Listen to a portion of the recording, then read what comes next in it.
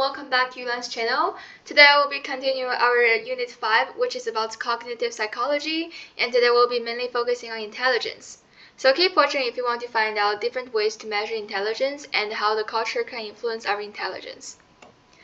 So intelligence can be defined in many ways. It mostly refers to the ability to learn and the capacity for knowledge.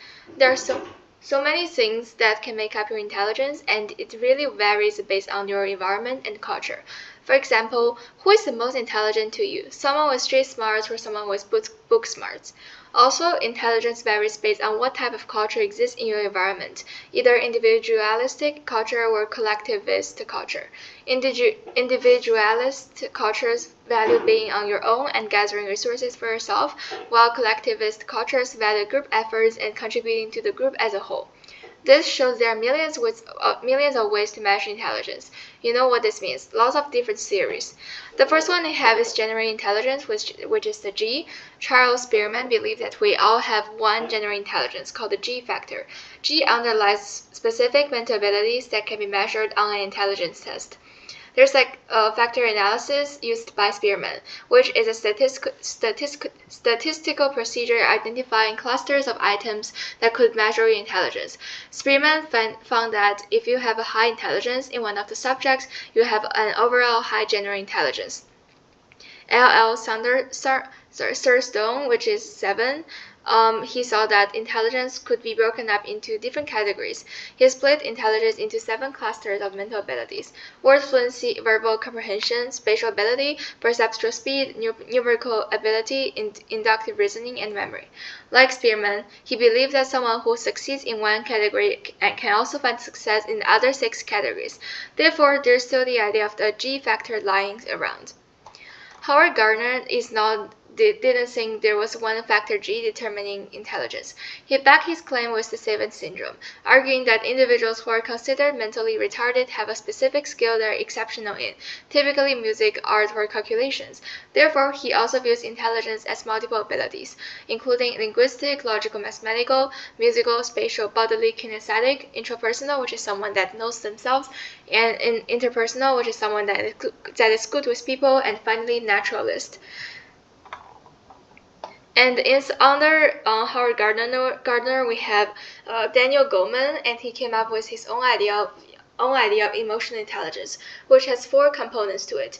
It's under Gardner because it somewhat goes with interpersonal and intrapersonal intelligence. Emotional intelligence is the ability to perceive emotion, which is being able to recognize emotions in faces, voices, and music, understand emotion, how it works and changes, manage emotion, how to have your own emotions and express them, and finally use emotion. Use emotion to create ideas and express yourself. Emotional intelligence really goes hand in hand with social intelligence, and being able to be socially aware, having ongoing conversations, and delayed gratification. Emotionally intelligent people also have a higher chance of achieving success and getting married, since they could empathize with others. Then we have Robert Sternberg, his theory. He agreed with Gardner's idea of having multiple intelligence and came up with a triarchic theory.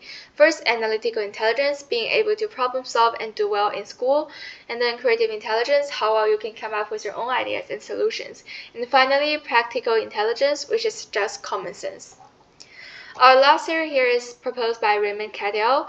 Cattell believes something similar to Spearman, with there being a general intelligence, but he split this into 2 different types of general intelligence. Fluid intelligence is the ability to solve problems logically and think in abstract ways. This is also coming with thinking quickly and processing a lot of information at once. And his second type is crystallized intelligence, which is the sum of knowledge, facts, and skills an individual has acquired over their lifetime. Unlike fluid intelligence, with crystallized intelligence, you may use a lot of heuristics. With age, we gain crystallized intelligence and lose fluid intelligence because we have more and more knowledge as we grow up. Intelligence, in addition to our previously mentioned theories, has an aspect called speed of processing, which is essentially just how fast we can process things. There are so many. There's also this stereotype thread, which is Claude Steele's concept that someone feel more anxious in achieving high intelligence performance when part of a group than has a negative stereotype.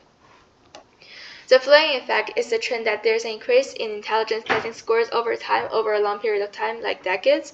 The average score, intelligence score in the 1940s is lower than the average score in 2019. And I have a practice question here. What are the two types of general intelligence according to Raymond Cattell? Pause the video and see if you can find the right answer. Okay, so the answer here is D, fluid intelligence and crystallized intelligence, because those are the two general intelligence proposed by Cattell. And thank you for watching.